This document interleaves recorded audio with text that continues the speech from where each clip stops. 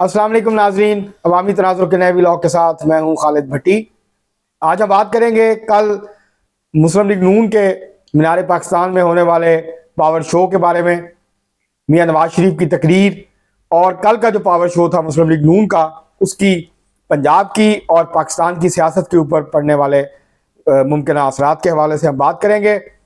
इससे पहले कि हम अपने व्लॉग की तरफ बढ़ें, आपसे गुजारिश है कि अगर आपने हमारा चैनल अवामी तनाज़ुर अभी तक सब्सक्राइब नहीं किया, उसको सब्सक्राइब कर लें। आपको व्लॉग पसंद आए, इसको शेयर करें, लाइक करें और महज़ब अंदाज से अपनी राय का इजहार करें। अब हम बढ़ते हैं आज के मौजू की तरफ। कल मुस्लिम लीग नून ने मीनार पाकिस्तान में अपनी तारीख का गालिबन सबसे बड़ा जलसा किया।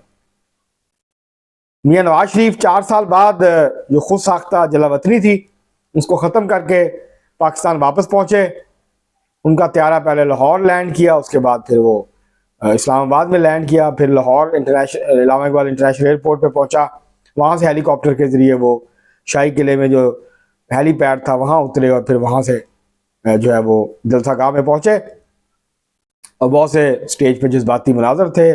मरियम नवाज़ जो उनकी बेटी हैं वो उन्होंने अपने वालिद का इस्तकबाल किया। उसके बाद फिर पूरी फैमिली, मियाँ शहबाज शरीफ, हमजा शहबाज, मरियम, ये सब मौजूद थे, सागडार, और काफ़ी जज्बाती मनाजर थे। तो अगर इसका एनालिसिस किया जाए, कंपैरिजन किया जाए, पहली बात तो ये है कि ये इस जलसे का मोहतरमा बेनज़ीर भुट्टो शहीद की का जो इस्तकबाल था 1986 का, उसके साथ कोई तकाबल नहीं है और ना तकाबली जायज़ा लेना चाहिए। वो मीनार पाकिस्तान का जलसा नहीं था, वो पूरे लाहौर का जलसा था। जलसा पूरे लाहौर में फैला हुआ था। लाखों लोग थे जो खुद आए थे टूटी जूतियों के साथ, फटे कपड़ों के साथ।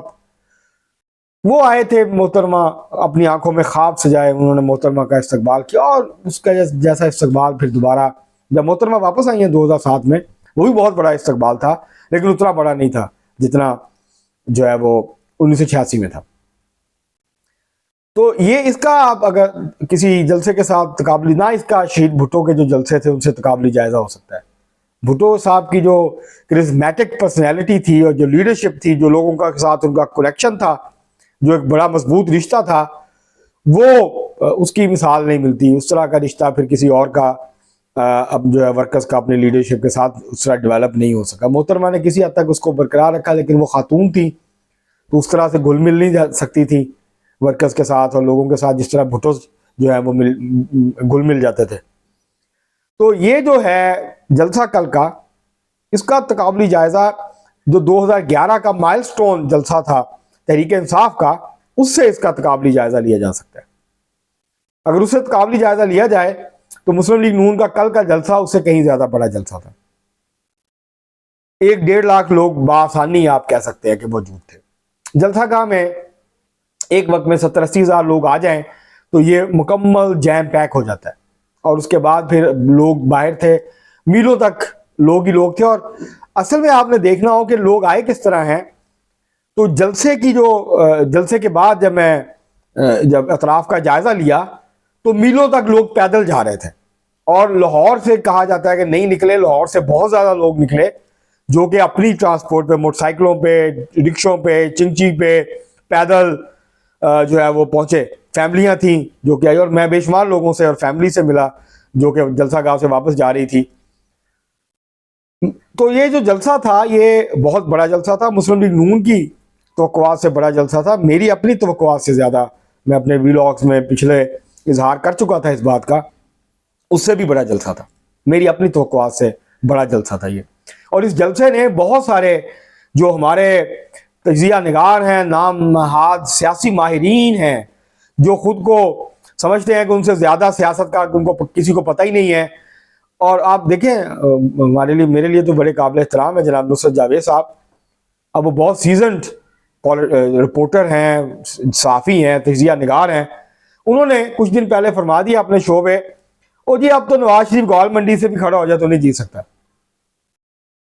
तो कल के बाद शायद उनकी राय, उससे पहले खैर तब्दील हो गई थी, लेकिन कल के बाद तो और पोजीशन उनकी हो गई होगी। और जिन लोगों को, जो तजिया निगार ये फरमा रहे थे कि मुस्लिम लीग नून ख़त्म हो गई है, बहुत कमज़ोर हो गई है, लोगों का सामना नहीं कर सकती, लोग निकलेंगे नहीं, नवाज शरीफ अब फैक्टर नहीं रहा, तो कल ये साबित किया मियां नवाज शरीफ ने कि वो भी फैक्टर है।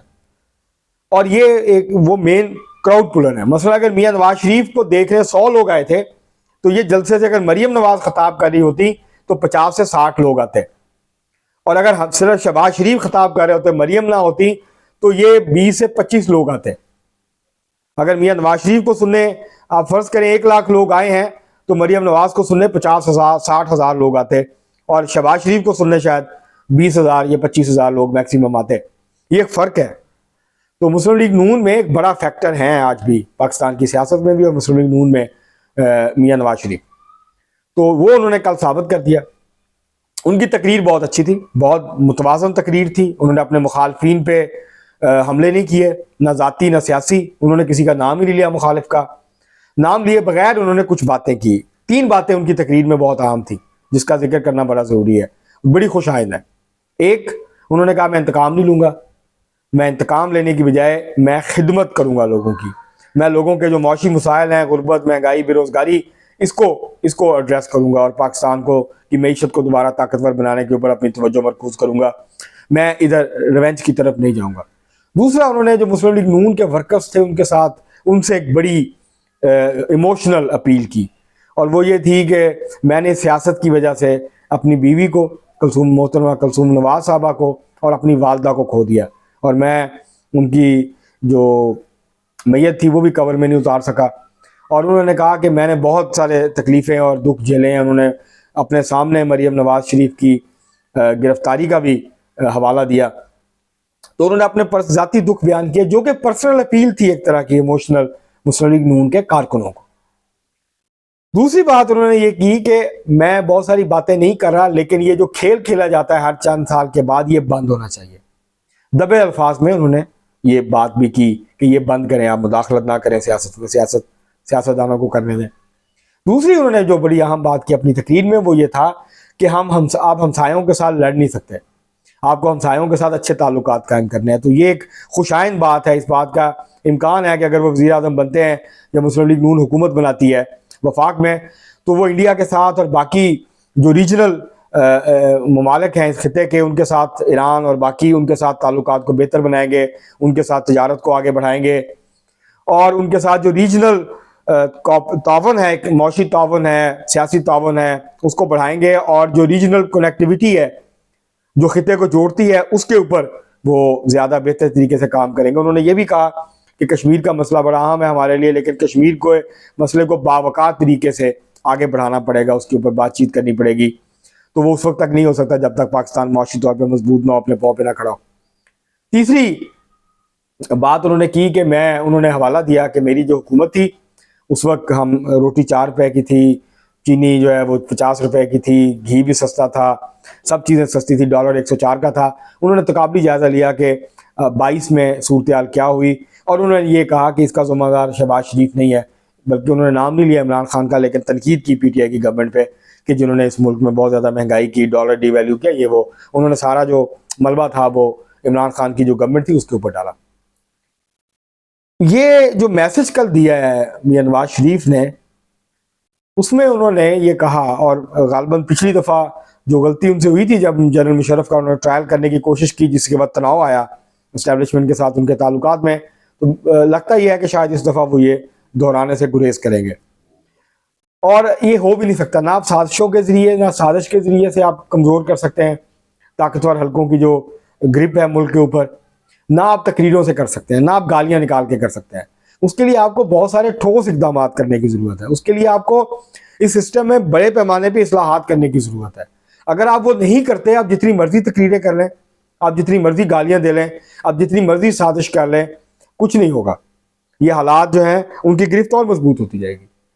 तो अगर आपने स्पेस लेनी है, सियासी कुव्वतों ने स्पेस लेनी है, जमहूरी कुव्वतों ने स्पेस लेनी है, तो फिर उनको इस निज़ाम में बड़े पैमाने पर तब्दीलियाँ बर्पा करनी होंगी, ताकि लोगों को इससे फ़ायदा मिले, लोगों को का मेयार ज़िंदगी बुलंद हो, बेरोज़गारी कम हो, महंगाई जो है उसका ख़ात्मा हो, गुर्बत कम हो पाकिस्तान में। ये जो 60-70% पाकिस्तानी अवाम है, इसकी किस्मत में नहीं है कि ये गरीब ही रहें सारी उम्र, ये हर चीज़ बुनियादी चीज़ों को तरसते रहें। तो इनकी ज़िंदगी बेहतर होनी चाहिए। तो अगर ये करते हैं सियासी लीडर तो फिर जाहिर है उनकी पोजीशन मजबूत होगी। तो उनको इस तरफ अपनी तवज्जो मरकूज रखनी चाहिए। और मियां नवाज शरीफ ने कल इमरान खान की तकारीर जो माजी की थी उसके बरक्स उन्होंने अपने मुखालफिन पे तंज के तीर नहीं बरसाए, उन्होंने उनका मजाक नहीं उड़ाया। उन्होंने बड़ी एक मुदब्बराना तकरीर की, एक बड़ी मुतवाज़न जिसे आप कहें कि वो तकरीर की। और कल जलसा और तकरीर दोनों उसके बड़े गहरे असरात होंगे। और मुस्लिम लीग नून जो है उसने कल बहुत अच्छा एक आप ये कह लें कि फातिहाना अंदाज आगाज़ किया है अपनी इंतखाबी मुहिम का। कल बहुत बड़ा शो करने में कामयाब हुई। अब बहुत सारे इलेक्टेबल्स जो कंफ्यूज थे या इंतज़ार कर रहे थे कि देखें मियां नवाज शरीफ गिरफ्तार होते हैं, वो नहीं हुए, उनको रिलीफ मिल गया। अब वो 24 को जाएंगे अदालत, फिर पता चलेगा क्या होता है उनके साथ। लेकिन जो पावर शो हुआ वो बहुत बड़ा था। और अब लोगों को फैसला करने में आसानी हो जाएगी, नज़र आना शुरू हो जाएगा कि एक वेव जो है वो मुस्लिम लीग नून की जो है वो चलना जो है वो शुरू हो जाएगी। तो अब बहुत सारे लोग ये तनकीद कर रहे हैं कि उन्होंने मौशी कोई एजेंडा नहीं दिया, तो उन्होंने 7-8 पॉइंट्स के ऊपर बात की। मुस्लिम लीग नून जो है वो रिफॉर्म्स की बात कम करती है। मुस्लिम लीग नून का इकनॉमिक एजेंडा डेवलपमेंट का एजेंडा है, जिसके ऊपर वो वोट लेते हैं, जिसके ऊपर वो लोगों को मुतासर करते हैं। वो सड़कें बनाते हैं, मोटरवेज बनाते हैं, ब्रिजेस बनाते हैं, इस तरह के काम करते हैं, कहीं कहीं हॉस्पिटल भी बना देते हैं। तो वो शोकेस ऐसे काम करते हैं जो शोकेस किया जा सके, जो दिखाया जा सके। तो उनका डेवलपमेंट का एजेंडा है, वो रिफॉर्म एजेंडा नहीं है मुस्लिम लीग नून का। तो ये उन्होंने कल अपना वाज़ेह तौर पे रखा और एक अच्छी जो है मुतवाज़न उन्होंने जो है तकरीर की। और मुस्लिम लीग नून अब पंजाब में इस वक्त बहुत स्ट्रॉन्ग पोजीशन में आ गई है। और अगर मतलब मुझे नहीं लगता उसका मुकाबला किससे होगा, या तो आज़ाद उम्मीदवार होंगे, कहीं के इस्तेहकाम पाकिस्तान पार्टी होगी। पाकिस्तान पीपल्स पार्टी की पोजीशन बहुत वीक है, वो मुकाबला करने की पोजीशन में नहीं है। तो मुस्लिम लीग नून अगर इसी तरह से अपनी इंतखाबी मुहिम को और इस टेम्पो को बरकरार रखती है, इस लहर को बरकरार रखती है और अपनी पोजीशन को मजबूत करती है सियासी, ये तमाम अंदाजे कल जो है गलत साबित हो गए। जो कहा जा रहा था कि शहबाज शरीफ की 16 माह की कारकर्दगी ने मुस्लिम लीग नून को बहुत बुरी तरह से डैमेज किया है, अब मुस्लिम लीग नून इस पोजीशन में नहीं है इलेक्शन लड़ सके और ये वो, तो ये कल सारे अंदाजे, दावे और ये तज्जिए थे, ये गलत साबित हो गए। और मुस्लिम लीग नून ने साबित किया कि नवाज शरीफ साहब एक बड़ा फैक्टर हैं और मुस्लिम लीग नून पाकिस्तान की इंतखाबी सियासत की का एक अहम खिलाड़ी है, जिसको आप नज़रअंदाज नहीं कर सकते, जिसको रूल आउट नहीं कर सकते। तो अब देखना होगा कि मुस्लिम लीग नून किस तरह से अपनी सियासी वसात बिछाती और आगे बढ़ाती है। बलूचिस्तान में क्या हिकमत अमली इख्तियार करती है, सिंध में किन के साथ सीट एडजस्टमेंट या अलाइंस करती है, इसी तरह केपी में वो किन के साथ जो है वो जाते हैं। आज गुलाम अहमद बलोर पहुंचे हैं मियां नवाज शरीफ से मिलने, जाती उम्रा, और वो सीट एडजस्टमेंट की उन्होंने कहा कि हम बात करेंगे मुस्लिम लीग नून के साथ, JUIF के साथ भी हो सकती है। तो इस तरह से ये देखना होगा और आने वाले दिनों में ये भी वाज़ेह हो जाएगा कि इलेक्शन होते हैं जनवरी के एंड में या फरवरी के शुरू में, या नहीं होते, या मजीद ताखीर का शिकार होते हैं। वैसे सुप्रीम कोर्ट में भी जो है वो केस लग गया है, मुकर्रर हो गया है, अब उसकी समाअत होगी। तो मुझे नहीं लगता कि बहुत ज़्यादा डिले जो है इलेक्शन के अंदर इस हवाले से हो। अलबत्ता गैर यकीनी जो है वो अभी तक बरकरार है। तो मेरे ख्याल से ये एक बहुत कामयाब जलसा था, भरपूर पावर शो था और मुस्लिम लीग नून ने ये साबित किया है कि वो पंजाब की सबसे बड़ी सियासी कुव्वत है अब भी। आज के लिए इतना ही, बहुत शुक्रिया।